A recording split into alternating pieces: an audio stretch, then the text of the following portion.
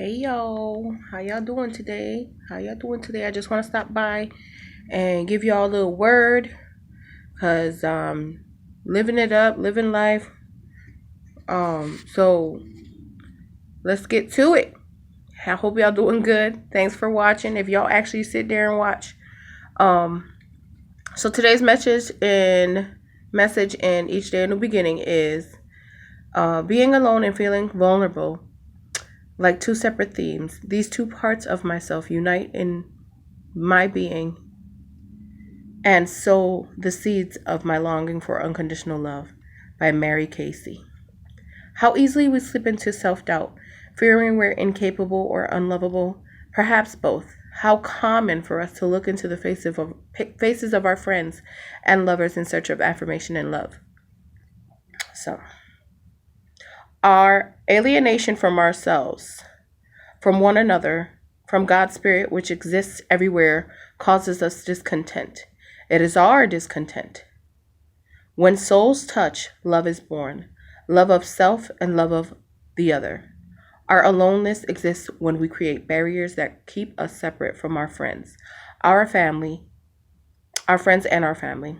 Only we can reach over or around the barriers to offer love, to receive love, and to receive love. Recovery, I'm going to say healing, offers the tools. Being one with God offers the tools for loving, but we must dare to pick them up. Listening to others and sharing ourselves begins with the process of loving ourselves enough to share, loving another enough to share your experience. Risking to offer love before receiving it will free us from the continual search for love in the faces of others. I won't wait to be loved today. I will love someone else fully. And I won't doubt that I too am loved, and I will feel it. I will find unconditional love when I give it. So that's the message today. Being alone and feeling vulnerable. They're like two separate themes. These two parts of myself will unite and be in my being and sow the seeds of my longing for unconditional love. So it's saying, like, basically, if you're feeling unloved or feeling lonely, give love. Go be somebody's company. Forgive me if it's a little, if my grammar's a little, what is it? Unclear. I've dropped this phone. I only had it for like 2 months and I continued dropping my phones. That's just how I do. I'm very clumsy. So give love in order to receive it. When you're feeling like you're not loved, go give somebody some love. Go give somebody some attention and you will receive that in return. Even if it's not from that person, you know? And let's see what the other message in our daily bread is today. Daily message. It says unexpected changes. So you guys can read numbers 17 through 19. Let me get that message up there. What's that message up there? That message up there says, oh, I don't think I can change the camera. Anyways, it says be kind. Be your own kind of beautiful. Maybe y'all can see it differently. Be your own kind of beautiful. Anyways, unexpected changes. You guys can read numbers 17 through 19, Mark 6, 30 through 56, and James 4, 13 through 17. So today's message is unexpected change, as well as you do not even know what will happen tomorrow. Ain't that the truth? You do not even know what will happen tomorrow. James 4:14. James 4:14. Father, forgive me for the times I worry over things I couldn't anticipate or can't control. Help me to find my rest in you.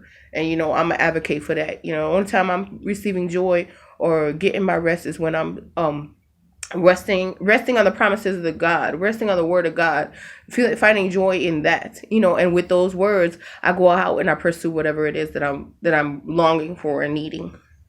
When facing sudden change, how do you respond? So that makes me think of impulsivity. I've experienced a lot of people who are very impulsive. So how do you respond? You got to sit back and really think about what you're doing. If something happens, when facing sudden changes, how do you respond? You got to respond by looking at a solution, not a problem. I'm always getting interrupted. Solution, not the problem. Don't act impulsively, because when you act impulsively, you're reacting on your emotions. At that moment, and that's where the devil preys on. When you have discipline in your emotions, when you're not reacting and you're sitting back to think and act instead of reacting, that's the God in you. That's when you're practicing the tools that God has given you. What do you think an appropriate faith response to life surprises should look like? It should look like patience. It should look like kindness. It should look like understanding, love. That's my opinion. You guys think about it. So when sudden changes occur, think about how you will respond and what you think the appropriate response in faith when life surprises you with changes. Sometimes I sit back and I laugh when it's something like that you didn't plan that occurs that is negative, because I'd be like, okay, what lesson am I supposed to get from this? You really want to change your perspective from pessimistic to optimistic, and really try, because do your best, because I said I wouldn't say can't or try. Do your best to do good in that situation and whatever you're facing, because what the energy you give out, this is facts. You're going to get back, whether it is 10 years from now, you're going to get that energy back.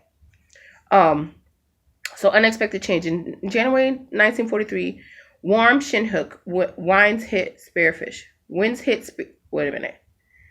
Warm Chinook winds hit Spearfish, South Dakota, quickly raising the temperature from -4 degrees to 45 degrees. That drastic weather change, a swing of 49 degrees, took place in just 2 minutes. Wow. Big. And they're saying, look, let me just go ADHD on y'all. They're saying like all this polar caps, Alaska stuff is melting. Like our climate is getting real crazy,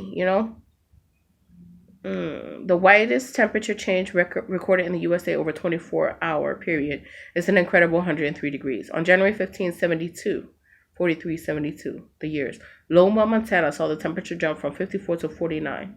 -54 to 49 degrees. Sudden change, however, is not simply a weather phenomenon.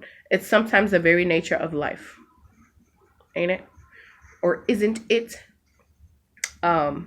James reminds us, now listen, you who say, so James in the Bible, now listen, you who say, today or tomorrow we will go to do this or that city, spend a year there, carry on business and make money. Why?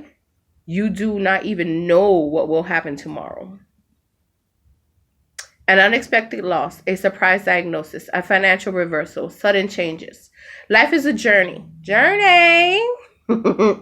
Life is a journey with many unpredictable elements. This is precisely why James warns us to turn from arrogant schemes arrogant schemes that do not take the Almighty into account. As he advised, you ought to say, if it's the Lord's will, we will live and do what this or that. So live for God's will. Just say, if God is willing, if God wills it, then it shall be done. His will shall be done. The events of our lives may be uncertain, but one thing is sure. Through all of our lives, unexpected moments. One thing is sure throughout all of our lives, unexpected moments, our God will never leave us. He's our one constant throughout life. So it says, you do not even know what will happen tomorrow.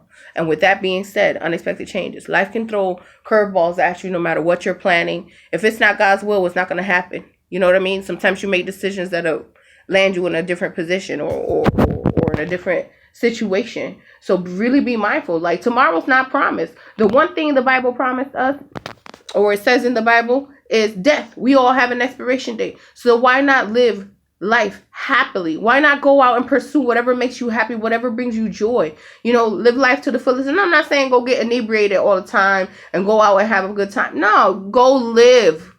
Stop existing. Stop surviving. Go live your life. You know what I mean? The other one was, the other book message was being vulnerable and alone. Give love to receive it. You know what? Life is short. And this is what I'm getting from this. Life is short. I'm out here in CT trying to go see my family, go visit my grandbabies because they bring me so much joy. They're a blessing from God, definitely. Everyone that crosses your path is a blessing from God. They have something to teach you, even if it's freaking risking being vulnerable to love somebody who won't love you back or whatever the situation is. Go love somebody. Go hug somebody. Go show your mama some love. Go show your brother some love. You never know what your family is going through. And I said this before and I'll say it again. Check on your people. You never know what they're going through. And although it's draining to be around toxic situations, limit your time there. Stay prayed up. Pray with the toxic person. Pray with that toxic situation. Pray over it. Speak life into it. And then your cup will overflow. Be full. Be full of prayer. Forgive me, Father. Protect me as I walk into this energy. Fill me up with energy and your love. You know what I mean? So that I can be able to do unto others, or do your will unto others. Love others as you love me. You know what I mean? Risk vulnerability to love somebody, to show some care. Because you know what? Life is short. People are dying in the masses. You know what I mean? We all have an expiration date. And like I said before, and I'll say it again, try to think about when you're interacting with people and you leave them, this might be the last time you see them. So tell them exactly what you want to say. You know, love them. It's okay if they don't love you back. God's going to give you that gift tenfold, you know, and be vulnerable enough to give love, because you shall receive. If it's God's will, you shall receive. You will never feel lonely if you feel like you're always walking in God's presence and God's confidence. You know, be vulnerable enough to risk it in love. And it's okay to do so. Okay?